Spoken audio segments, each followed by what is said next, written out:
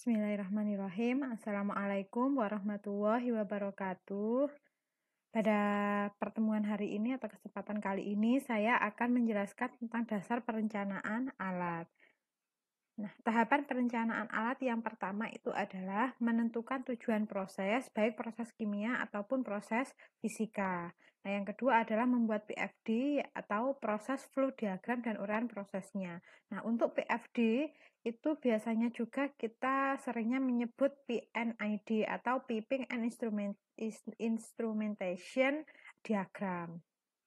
Ya, yang ketiga yaitu membuat neraca massa proses, yang keempat membuat neraca panas proses atau neraca energinya, kemudian yang terakhir adalah merancang alat yang akan digunakan.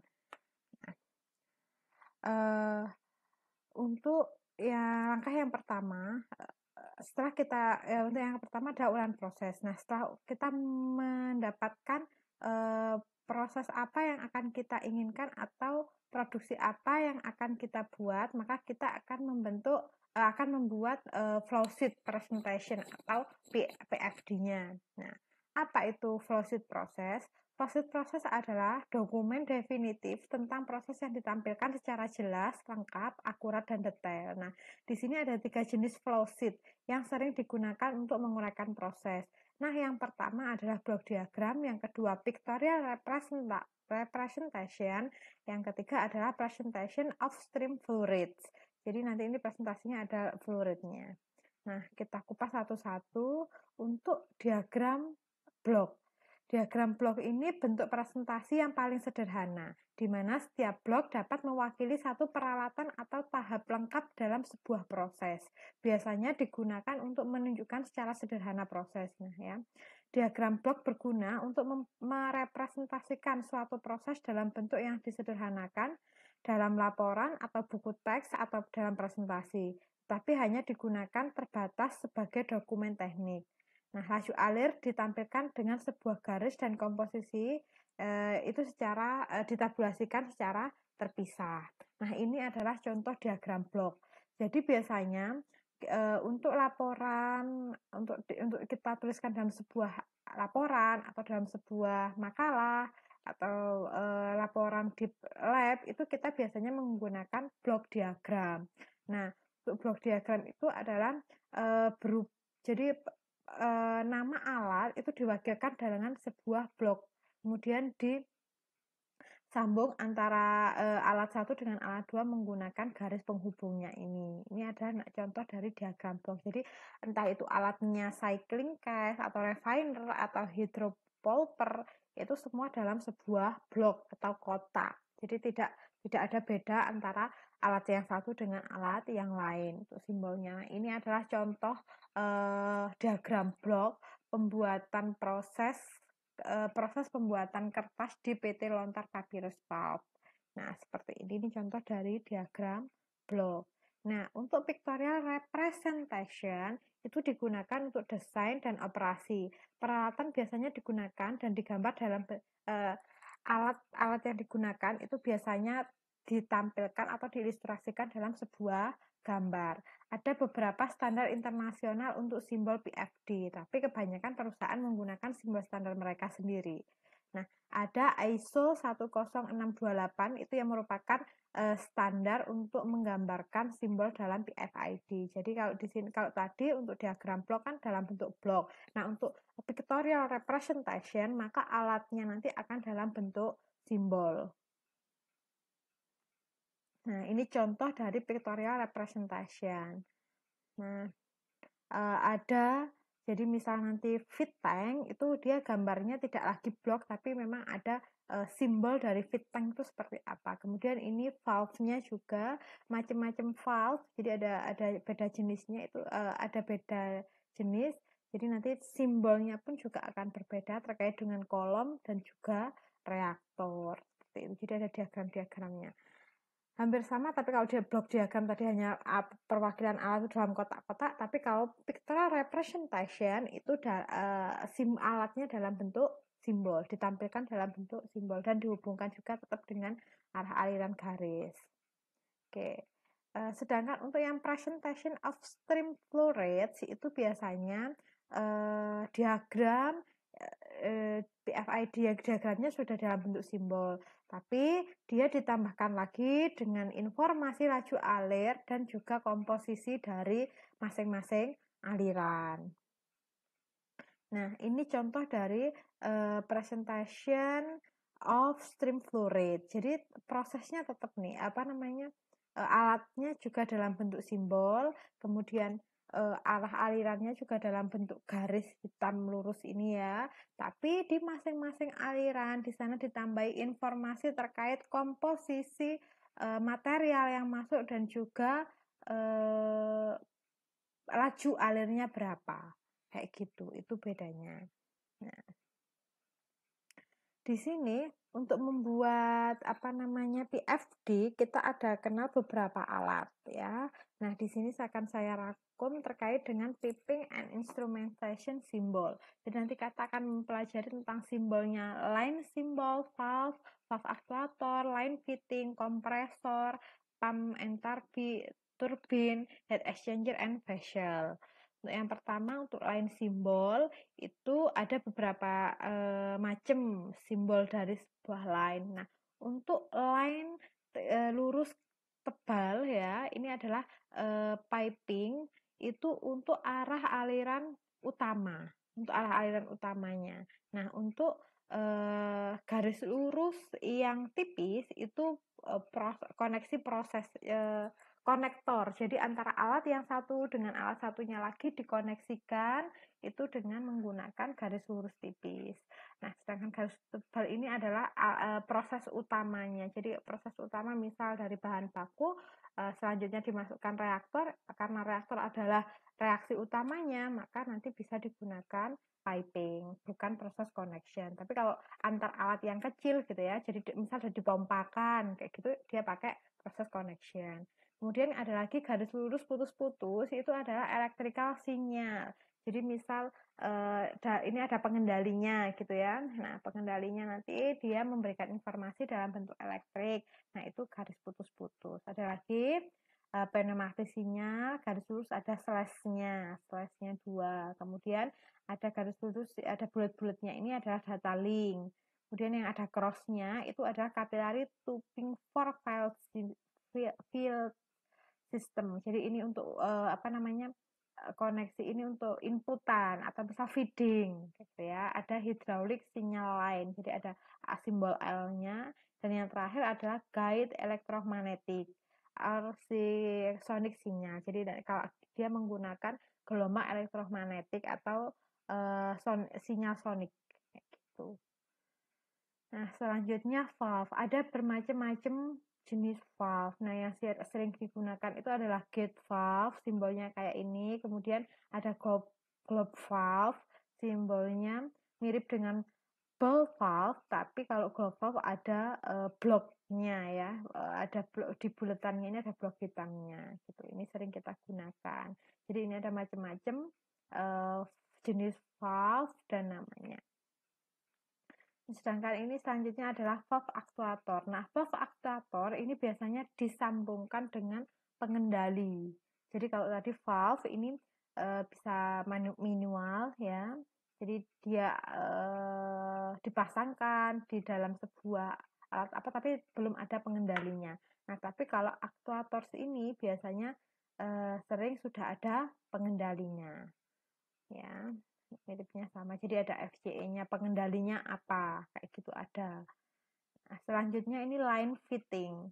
Line fitting ini memberikan informasi. Jadi kalau tadi line symbol tadi kan hanya menunjukkan proses selanjutnya apa, ke arah mana kayak gitu. Tapi kalau line fitting ini dia memberi informasi bahwa pada aliran ini itu dia misal konsentrasi ke reducer gitu ya. Misal dari evaporator ke tangki kayak gitu ya. Nah, di sana ada konsentrasi, ada proses konsentrasi ke reducer, jadi mengurangi kadar konsentrasinya. Kayak gitu langsung simbolnya detail bahwa oh di aliran ini dia prosesnya apa, kayak gitu. Itu line fitting namanya. Boleh pakai line fitting kalau memang di sana jelas prosesnya apa. Nah, boleh juga tetap pakai line symbol.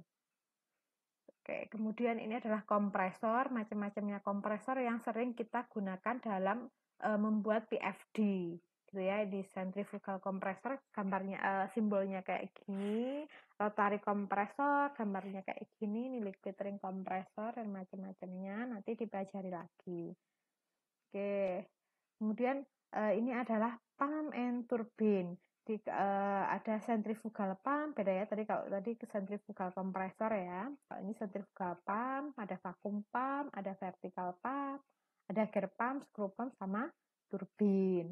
Nah, ini juga biasanya sering kita gunakan dalam membuat PFD proses. Oke, nah yang ini selanjutnya adalah heat exchanger. Di sini ada macam-macam heat exchanger. Ada hairpin exchanger, YouTube HE. Biasanya kita sering menyebut HE ya, heat exchanger. Ada cell and tube. Kemudian ada heat exchanger seperti ini, single part heat exchanger. Di sini ada reboiler yang biasanya ini gandengan dengan kolom distilasi. Ada heater, ada condenser. Kalau heater dia panah ke bawah, kalau condenser dia panah ke atas. Kemudian ini ada vessel yang sering digunakan. Jadi ini tangki, ada mixing reaktor, ada mixer gitu ya, ada drum condenser, kemudian ada tower dengan packing gitu ya. Misal kita menggunakan distilasi atau apa kita kan butuh tower ya. Jadi ini yang sering kita gunakan. Selanjutnya yaitu ini peralatan yang sering digunakan dalam proses yang kita gunakan di dalam PFD. Jadi ini alat-alat utamanya ya. Ada vessel tank. Nah, ini pasti ada ya, entah itu nanti tangki penampung, tangki mixer atau apa itu sangat sering digunakan yaitu vessel. Kemudian ada pompa. Heat exchanger ini juga sangat sering digunakan. Entah itu tipenya apa, tapi dia pasti dalam proses sering dia menggunakan heat exchanger. Ya. Dan ini juga beberapa alat yang juga sering digunakan, tangki tertutup, tangki terbuka, ada cooling tower, kayak gitu. Ini sering sekali digunakan. Nah, saya akan memberikan contoh PFD dan bagaimana cara membaca prosesnya, gitu ya. Jadi ini ada PFD proses produksi asam nitrat, di mana bahan baku utamanya adalah amonia dan juga udara.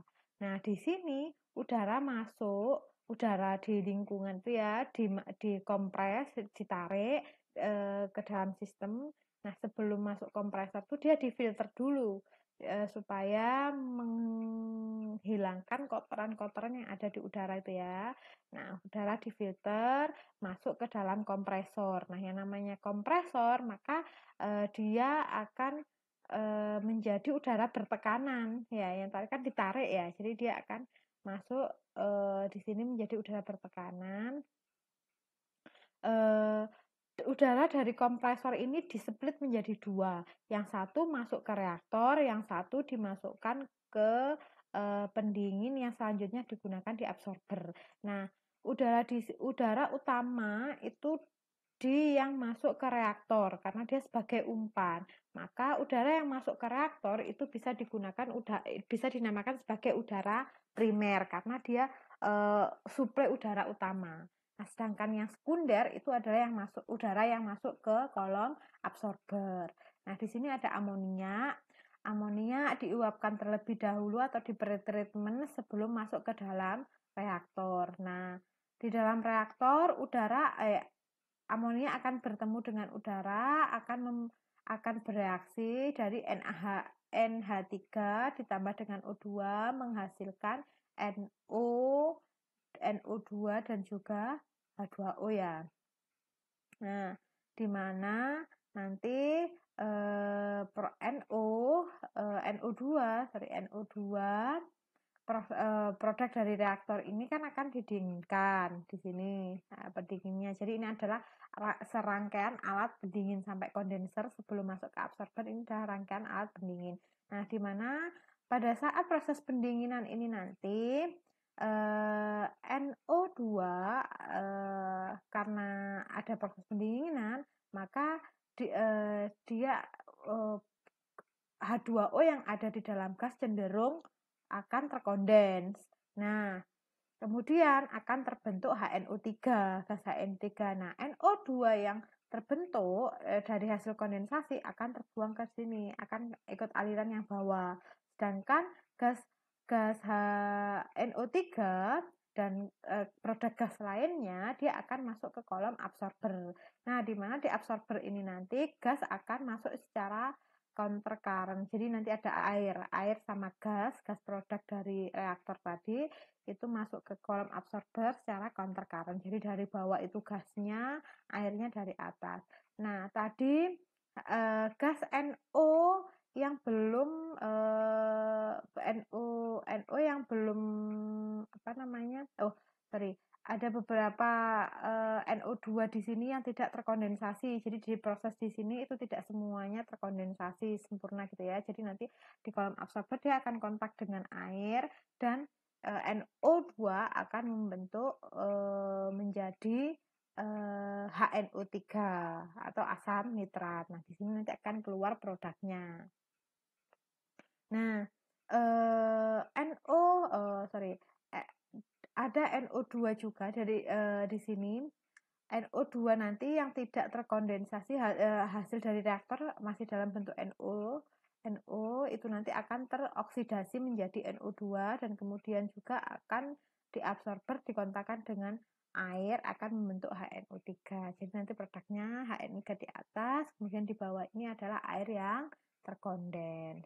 Itu. Di sini uraian proses produksinya itu ada tahapan-tahapannya di sini nanti. Nah, ini amoninya itu bereaksi dengan O2 menghasilkan NO, menghasilkan NO dan H2O. Nah, di mana NO sama H2O ini nanti akan apabila dia didinginkan maka NO2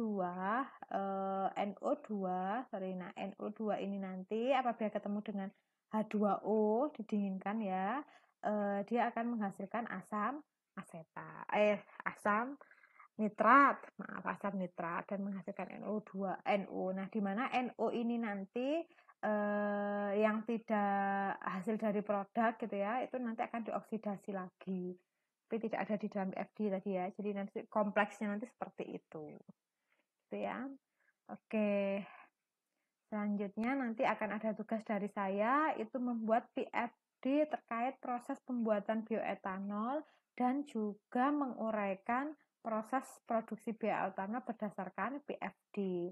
Untuk sesi tanya jawabnya kita akan pindah ke kolom chat gitu ya. Terima kasih. Demikian dari saya. Apabila ada kurang lebihnya saya mohon maaf. Wassalamualaikum warahmatullahi wabarakatuh.